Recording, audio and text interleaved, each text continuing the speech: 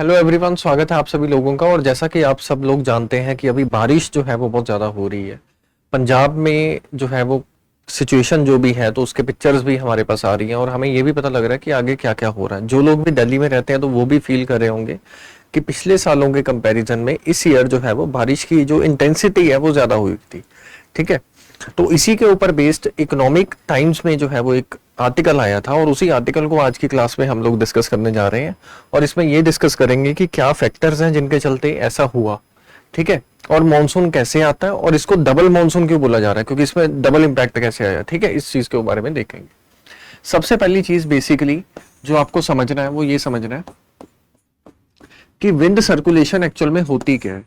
ठीक है, simple class को रखेंगे, ज्यादा डेप्थ में जो है वो नहीं जाएंगे और इन्हीं चीजों के बेसिस पे चीजों को डिसाइड करेंगे। ठीक है, सबसे पहले क्या समझना है कि विंड इंटेंसिटी होती क्या है। जैसे मान लो ये समुद्र के आसपास का एरिया और ये क्या है लैंड और ये क्या है सी। ये क्या हो गया लैंड और ये हो गया सी। जो मैंने ये दो सिचुएशंस बताई हैं ये दिन के टाइम की सिचुएशन है और ये सिचुएशन कब की है, रात की है। यहां तक कोई प्रॉब्लम। अब जब सूरज की इंटेंसिटी दोनों चीजों के ऊपर बराबर होगी तो उस समय कौन सी चीज है जो जल्दी गर्म हो जाएगी, तो सिंपल सा आंसर है लैंड, क्योंकि इसमें मॉलिक्यूल्स एक ही जगह पे रहेंगे, मॉलिक्यूल्स मूव नहीं करते। और इसी वजह से यहां पे क्या होगा, हाई टेम्परेचर और यहां पे लो टेम्परेचर। जहां कहीं भी हाई टेम्परेचर होता है वहां पे एयर जो है वो एक्सपैंड हो जाती है। जैसे ही वो एक्सपैंड होती है, हल्की हो जाती है, वो ऊपर जानी शुरू कर जाती है। और ये जो एरिया होता है यहां पे बन जाता है विच प्रेशर। अगर हाई टेम्परेचर है तो यहाँ पे क्या हो जाएगा, लो प्रेशर। और अगर यहाँ पे लो टेम्परेचर है तो यहाँ पे प्रेशर क्या हो जाएगा, high pressure. So air always move from high pressure to low pressure. तो एयर की जो डायरेक्शन है वो कुछ इस तरीके से हमें देखने को मिलती है। क्लियर है इतना आपको। और अगर रात के समय देखें सी जो कि पूरी दिन का गर्म हो रखा है तो यहां पे टेम्परेचर क्या हो जाएगा, पानी को गर्म होने में भी ज्यादा समय लगता है और कूल डाउन होने में भी ज्यादा समय लगता है। तो यहाँ पे टेम्परेचर हाई हो जाएगा और यहाँ पे लो टेम्परेचर है। लो टेम्परेचर के चलते यहाँ हाई प्रेशर है और यहाँ पे प्रेशर क्या है, लो प्रेशर।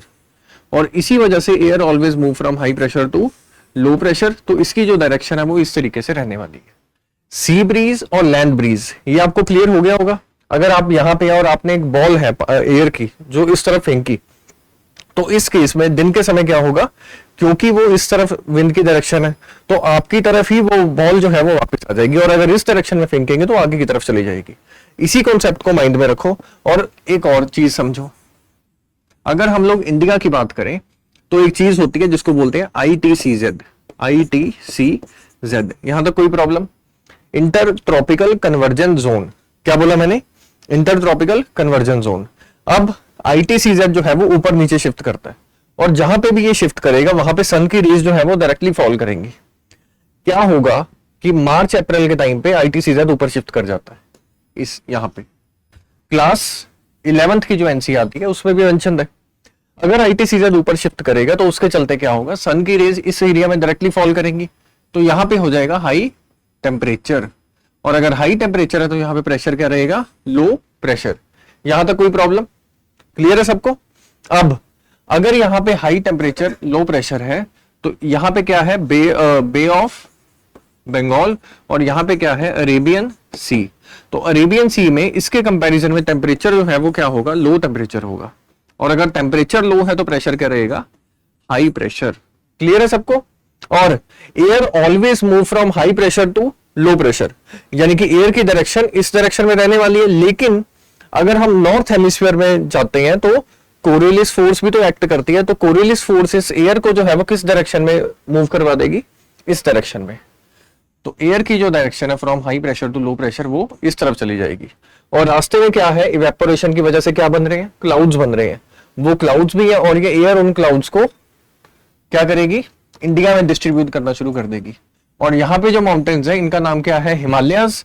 हिमालयाज इन क्लाउड्स को आगे नहीं जाने देंगे। यहां तक क्लियर है।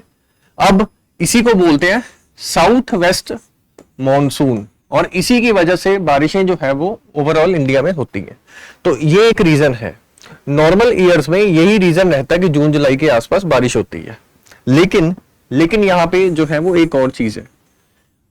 अगर आप NCERT इसको अच्छे से रीड किया होगा तो ये देखा होगा कि सर यहाँ पे जेट स्ट्रीम भी चलती है इंडिया के आसपास। ठीक है, तो जेट स्ट्रीम की डायरेक्शन भी ये रहती है। और इस एरिया से जो जेट स्ट्रीम चलती है वो यहाँ पे कहीं पे होके जाती है, और रास्ते में जो है वो उसके पास क्या आता है, मेडिटेरेनियन सी। यहां से क्या होगा, क्लाउड्स बनेंगे और वो जो जेट स्ट्रीम है वो उन क्लाउड्स को इंडिया तक लेके आएगी और यहाँ पे बारिशें होंगी। लेकिन ये कब होता है, ये विंटर सीजन में होता है, लेकिन समटाइम्स ये इंपैक्ट जो है वो समर सीजन में भी देखा जाता है।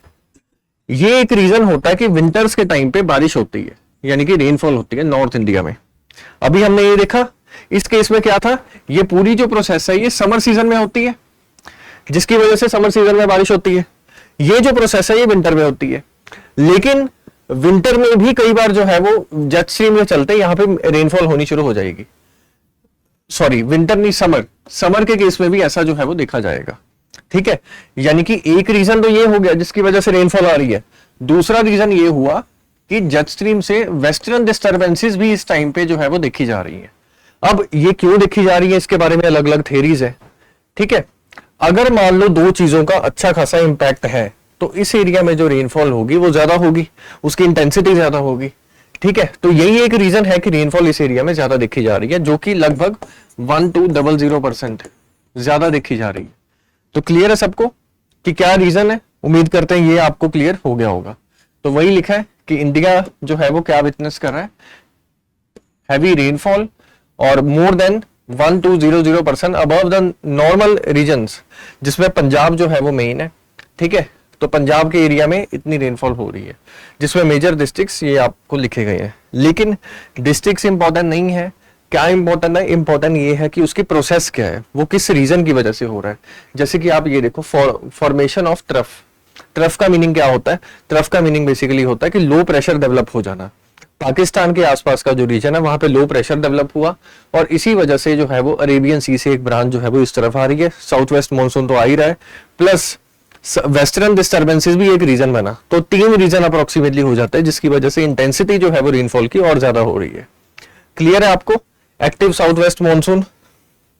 नेक्स्ट, नॉर्मली जो है वो ये देखा जाता है, प्लस ये भी है कि विंड सिस्टम में भी चेंज जो है वो देखा गया है। तो वेस्टर्न मानसून 2013 में जब केदारनाथ में फ्लड्स आए थे तो उस समय इतना हाई इंटेंसिटी का जो फ्लड्स है वो देखे गए थे, तो ये अभी हमें देखने को मिलता है। एक्सेसिव रेनफॉल जो है वो क्लाइमेट चेंज का भी इसको रीजन बता रहे हैं कई लोग, और इससे होगा क्या, फ्लड लाइक सिचुएशन आ जाएगी, जिससे जो है वो ट्रांसपोर्टेशन हिट करेगी और उससे सप्लाई चेन में भी डिस्टर्बेंसेस आएंगी।